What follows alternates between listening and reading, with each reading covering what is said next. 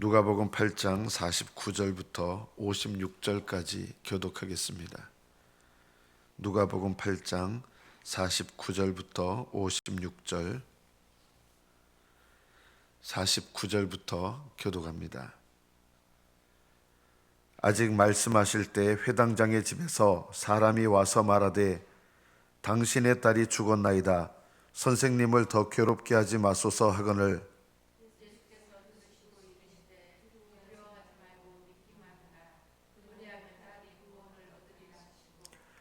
그 집에 이르러 베드로와 요한과 야고보와 아이의 부모 외에는 함께 들어가기를 허락하지 아니하시니라.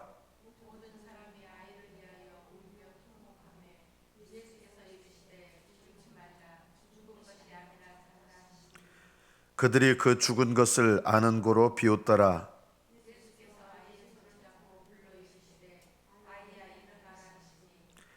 그 영이 돌아와 아이가 곧 일어나거늘 예수께서 먹을 것을 주라 명하시니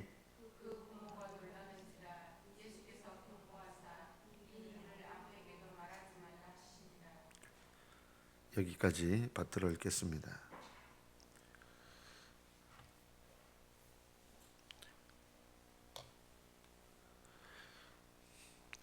믿기만 하면 천국 간다는 말씀을 우리가 참 자주 듣는데 그런 말씀은 성경에 전혀 없습니다. 믿기만 하면 천국에 들어간다, 영생에 들어간다, 전혀 성경에 없는 말입니다. 믿기만이라는 말이 쓰인 유일한 곳이 바로 이 본문의 말씀입니다. 이 본문에서 믿기만 하라 이 말씀은 어떤 의미로 예수님께서 말씀하셨을까요? 지금 죽었어요. 죽어가는 상태에서 정말 급한 마음으로 예수님을 이렇게 우리 집에 와서 제 딸 살려주십시오. 간절한 마음으로 예수님을 모셔가는 중이었습니다. 모셔가는 중에 집에서 사람이 온 거예요. 사람이 와서 딸이 죽었습니다. 선생님을 더 괴롭게 하지 마소서. 이게요, 겉으로 굉장히 예수님 위해 주는 척하지만 이 말 속에는 어떤 마음이 들어있는 거예요? 그분 필요 없어요 이제, 이런 뜻이에요. 죽은 다음에는 당신 딸 죽었는데 죽은 다음에는 그분이 필요 없어요 이런 거예요. 물론 이게 인간적으로 보면 이해가 되는 말이에요. 그런데 이 말 속에 보면 영적인 내용을 보면 죽은 다음에 예수님이 필요 없습니까? 정말 예수님이 언제 더 필요하냐면요, 죽은 다음에 비로소 사람들은 예수님이 가장 필요하다는 것을 느껴요. 하나님의 심판대에서 비로소 예수님이 얼마나 필요한지를 느껴요.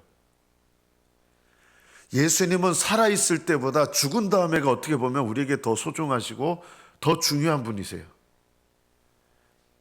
선생님을 더 괴롭게 하지 마십시오. 당신 딸이 죽었습니다. 이제 소용없습니다. 그 선생님.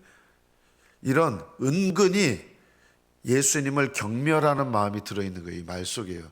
겉으로는 굉장히 이렇게 선생님 수고스럽게 하지 마십시오 이렇게 포장하는 것 같지만 그 내면의 마음속에 진짜 모습이 뭐냐? 예수님을 경멸하는 마음이에요.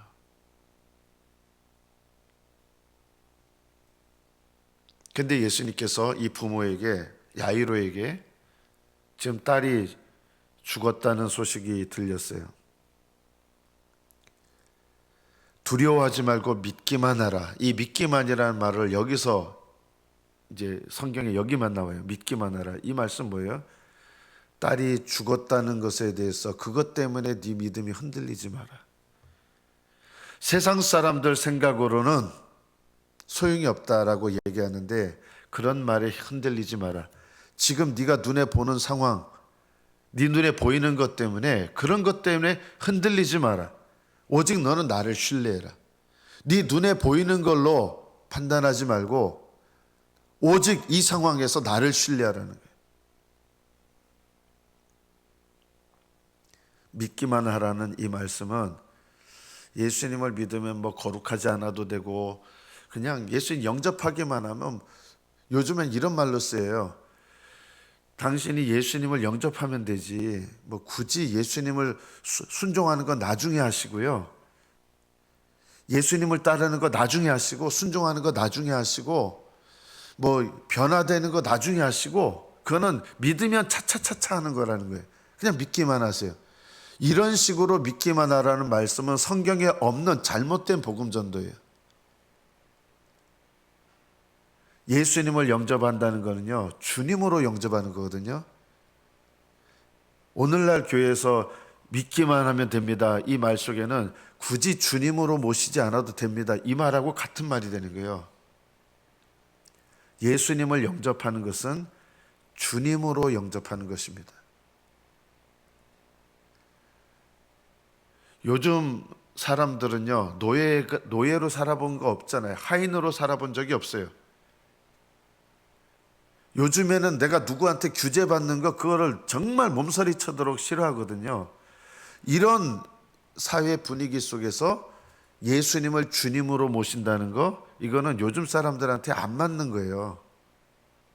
예수님을 주님으로 모신다는 말은 내가 예수님의, 제가 이 말하면 굉장히 분노하시는 분들이 많더라고요. 예수님의 노예가 되는 겁니다. 어떤 분들이 그래요. 예수님의 종이 되는 거지 무슨 노예가 됩니까?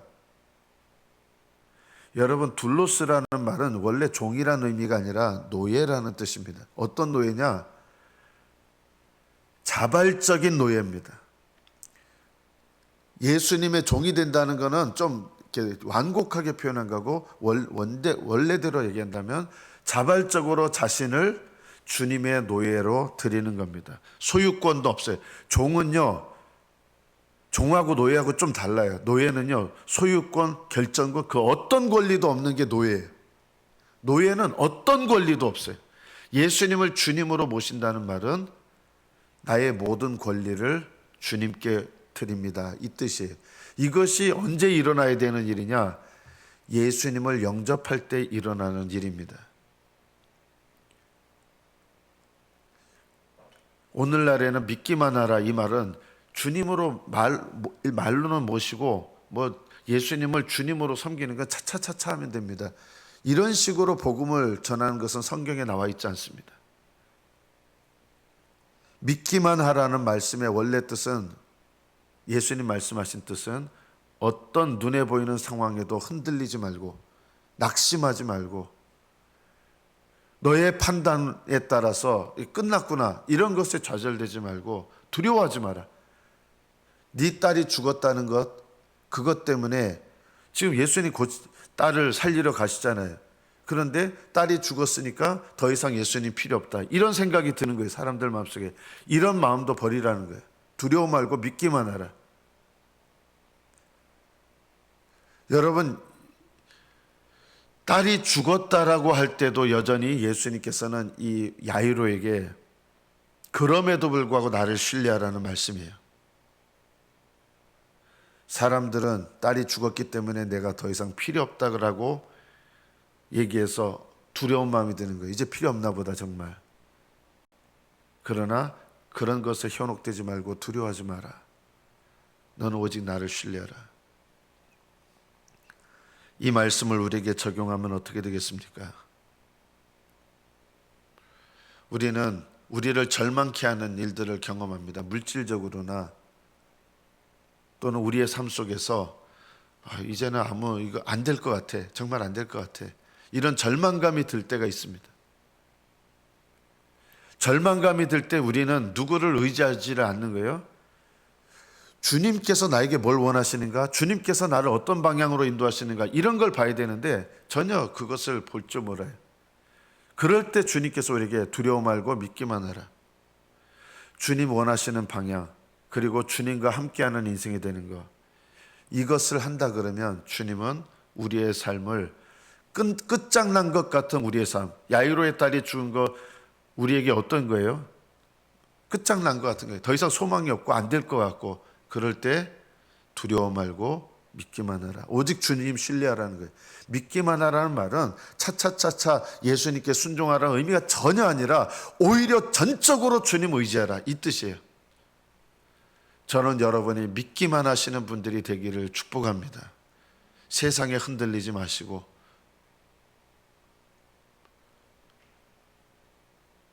남들은 뭐 돈 잘 번다 그러는데 자녀 잘 된다 그러는데 왜 나는 예수님 잘 믿는데 이렇게 돼? 이런 마음도 품지 마십시오. 오직 주님을 신뢰하시고 주님을 의지하시고 오직 예수님 인도하시는 방향으로 가고 사람들의 생각이 아니라 오직 주님의 생각을 따르고 사람들의 판단이 아니라 주님께서 인도하시는 것을 따르는 것, 이것이 오직 믿기만 하라 이 말씀입니다. 이 믿음은요 너무나 귀한 믿음입니다. 야이로에게 이 믿음을 요구하신 거예요. 그리하면 네 딸이 구원을 받으리라, 살아날 것이다. 믿기만 하라. 나만을 신뢰하라. 사람들의 말에 현혹되지 마라. 세상적인 기준에 현혹되지 마라. 이 뜻입니다. 두려워 말고 두려워하지 말고 믿기만 하라. 이 말씀이 저와 여러분에게 말씀하시는 주님의 말씀으로 들리시기를 축복합니다. 오늘 말씀에 보면 사람들이 막 울며 통곡합니다. 울지 말라. 죽은 것이 아니라 잔다. 다시 살리실 것이기 때문에 이 말씀을 한 게 아니에요. 단순히요. 이 12살 먹은 외동딸이 죽었는데요. 죽은 것이 아니라 잔다는 말씀은 내가 조금 있으면 살릴 거기 때문에 잔다. 이 말씀만 하시는 게 아니에요. 잔다라는 표현은요. 주님께서 하나님의 자녀들에게 하시는 표현이에요. 택하신 자들에게 하시는 표현이에요. 12살 외동딸은요. 자, 이 상태에서 죽었으면 이 영혼은 어디 갈까요? 낙원으로 가는 거예요. 아직 야이로와 이 딸, 이 집안은요, 예수님에 대한 소문을 듣고 이제 예수님을 모셔오지만 아직 믿음은 어떤 상태냐면 구약적인 믿음의 상태예요. 구약적인 믿음의 상태지만 이들은 택함 받은 자들이에요. 왜냐하면 네 딸이 죽은 게 아니라 잔다는 말은 네 딸의 영혼은 하나님의 백성으로 들어가는 거예요. 하나님 자녀로 들어가는 거예요. 죽었지만. 잔다라는 표현을 주님께서 말씀하시는데 이거는 택하신 자에 대해서 하시는 말씀이에요. 자, 12살 외동딸이 죽었는데 택하신 자예요. 왜 택하신 자일까요? 저는 이 말씀 안에 우리가 좀 더 깊은 걸 살펴봐야 될 필요가 있다고 생각합니다. 그 부모가 택하신 자이기 때문입니다. 야이로와 그의 아내는 택하신 자입니다. 하나님께서 택한 자다 아니다 이런 거 나타내시지 않아요. 그거 우리에게 알려주시지 않아요.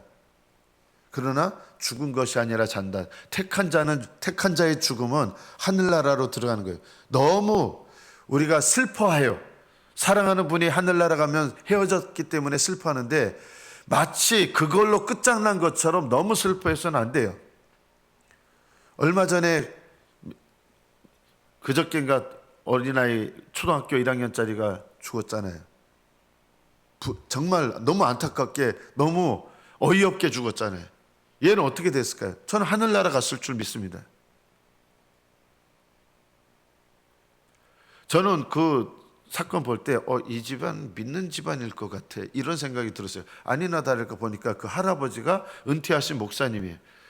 어떤 사람들은 아니 은퇴하신 목사님 집안에 왜 이런 흉한 일이 일어납니까? 저는 그 사건이 그렇게 안 들리고 그런 흉한 일에도 불구하고 그 아이의 영혼 하나님께서 데려가셨다 이 생각이 오히려 들어요. 여러분 잘 먹고 잘 살고 건강하게 오래오래 사세요. 그렇게 건강하게 오래오래 살다가 그 영혼이 하늘나라 못 들어가면 그게 무슨 호상이에요 그게요. 그 호상 아니에요. 근데 호상이래요. 예수님은 안 믿고 돌아가시고 오래오래 건강하게 살다가 돌아갔으면 그게 호상이래요. 그 호상 아니에요. 그 영혼이 하늘나라 가야 호상이에요. 그게 무슨 호상입니까? 오래오래 살고 그렇게 오랫동안 사는데 건강하게 살고 오랫동안 살았는데 그 영혼이 하늘나라 못 간다면 그게 무슨 호상입니까? 오히려 그런 장례식은 가서 울어줘야 돼요. 왜냐하면 그 영혼이 하늘나라 못 들어갔으니까 울어줘야 돼요. 그거 호상 아니에요. 비참하게 죽은 것 같지만 그 영혼이 하늘나라 갔다면요 그 영혼은 주님과 함께 있잖아요. 낙원에 있잖아요. 그게 호상이죠. 영혼이 하늘나라 가야 호상이에요. 여러분 장례식장 가서 믿는 분들이 안 믿고 돌아가신 거 뻔히 아는데 아유 그냥 건강하게 살다가 이렇게 편안하게 며칠 알지도 않고 죽으셨으니 호상입니다. 이런 생각하시면 안 돼요. 우리에게 제일 중요한 기준은 그 영혼이 하늘나라 갔느냐 안 갔느냐예요.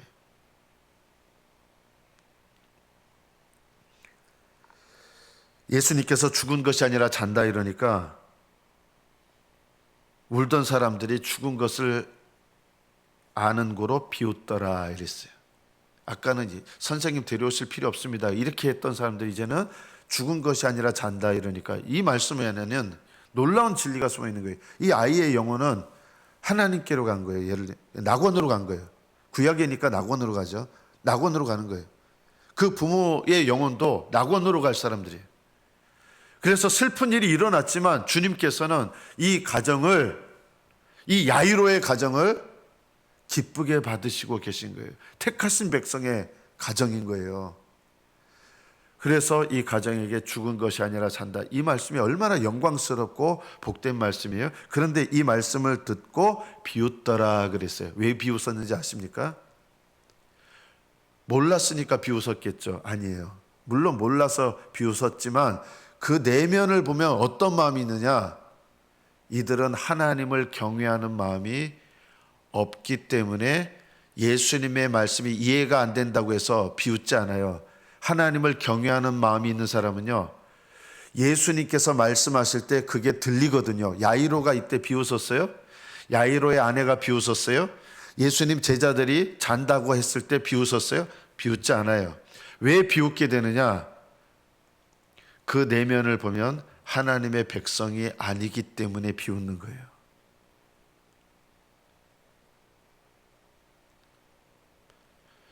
야이로의 부모에게 딸을 살립니다. 손을 대시고 손을 잡고 불러 아이야 일어나라니까 일어났어요. 이거를 밖에서 그 울고 통곡하며 비웃던 사람에게 알리지 말라고 하셨어요. 아무에게도 알리지 마라. 이 말씀은요, 어떻게 보면 두려운 말씀이에요. 왜 알리지 말라고 하셨을까요? 제자들한테도 알리지 말라고 하지 않았어요. 제자들은 3명의 제자들이 있었어요. 그 자리에 제자들 너희도 알리지 말라는 게 아니라 제자들은 제자들에게 가서 예수님이 어떻게 살리셨다 이거를 얘기했을 거예요. 그런데 야이로와 그 아내에게 어떻게 살아난 거 너희 본 거를 알리지 마라. 밖에 나가서. 이 말씀 안에는 무엇이 들어있습니까? 밖에서 예수님을 비웃던 사람들은 구약적인 의미에서도 하나님의 백성이 아닌 거예요. 그들은 기적을 보고 놀라지만 믿음을 갖는 사람들은 아니에요.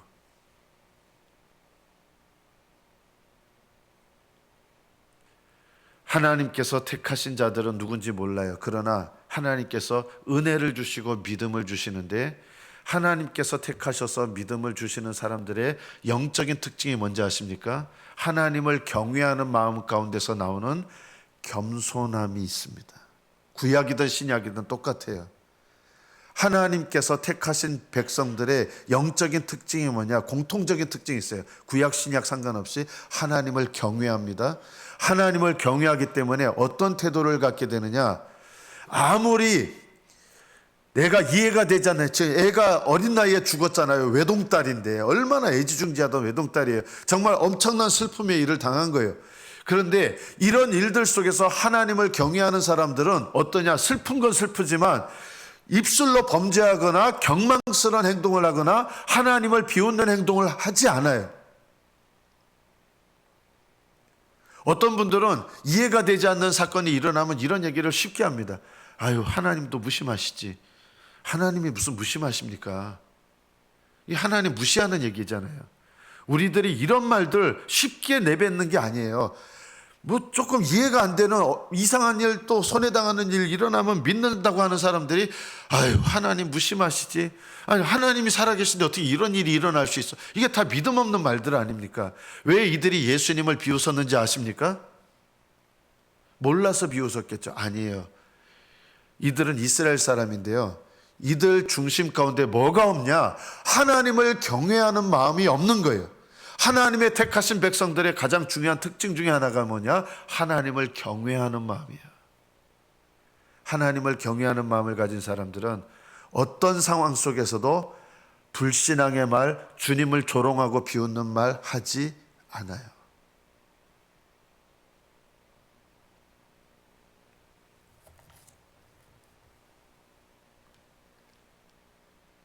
여러분, 말하는 거 참 주의 깊게 하셔야 됩니다. 특히 불신앙의 말을 아무렇게나 내뱉지 마십시오. 말하는 것이, 그 사람의 말이 그 사람의 인격입니다.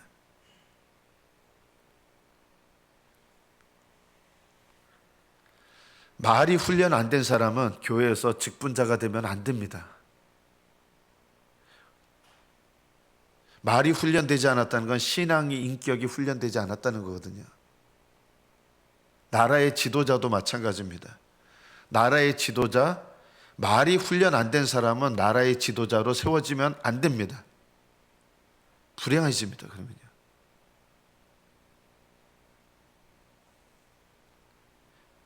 그 사람이 말하는 것이 그 사람의 내면의 모습들이 나오는 겁니다. 왜 이들은 불신자처럼 울며 통곡하고 예수님 이제 죽은 다음에 필요 없어요, 이런 마음을 사실은 완곡하지만 그런 표현하고 비웃고, 왜 이런 표현들, 이런 말들이 나오느냐? 그 마음속에 하나님을 경외하는 인격이 아니기 때문입니다. 여러분, 성도들끼리 만나가지고요, 그 자리에 없는 뭐 어떤 사람 막 쉽게 말하면 뒷담화 얘기하고, 왜 뒷담화 하면서 재밌는지 압니까? 하나님을 경외하는 마음이 없으니까 뒷담화가 재밌는 거예요. 그리고 뒷담화가 재밌는 사람들끼리 모여서 재밌는 거예요. 뒷담화하는 자리에 있는 것이 즐겁다면요, 그 모임을 떠나십시오. 그 교회를 떠나십시오. 그 이웃을 떠나십시오. 뒷담화하는 것 즐기는 사람들과 함께 하면서 그 자리에 있으면서 같이 즐긴다는 자체가 똑같은 사람인 것입니다. 왜 이들은 예수님 필요 없습니다, 은근히, 그리고 비웃었느냐? 그들 마음 가운데 내면을 들어가 보면 하나님을 경외하는 마음이 없었기 때문입니다. 조금만 내게 물질의 손해가 일어나도 하나님 원망하고 불평하고, 이스라엘 백성들이 광야 생활할 때 믿음의 사람은요, 원망하고 불평하지 않았어요. 여호수아와 갈렙이 똑같은 상황에서 원망하고 하나님께 불평하고 이런 얘기하는 거 봤습니까? 똑같은 상황인데 전혀 그렇지 않아요.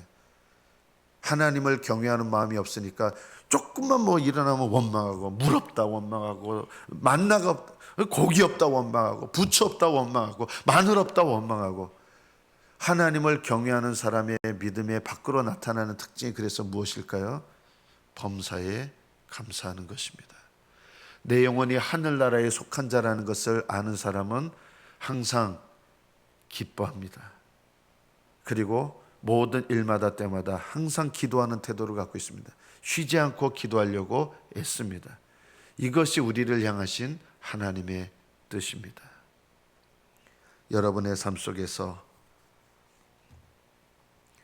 하나님을 경외하는 마음을 내게 달라고 더 하시고, 하나님, 모든 상황 속에서, 모든 일들 속에서 하나님께 감사하고, 모든 상황 속에서 절망하기보다 믿기만 하여 기도하고, 모든 상황 속에서 합력하여 선을 이루신 하나님을 바라보며 감사할 줄 아시는 저와 여러분 되시기를 축복합니다.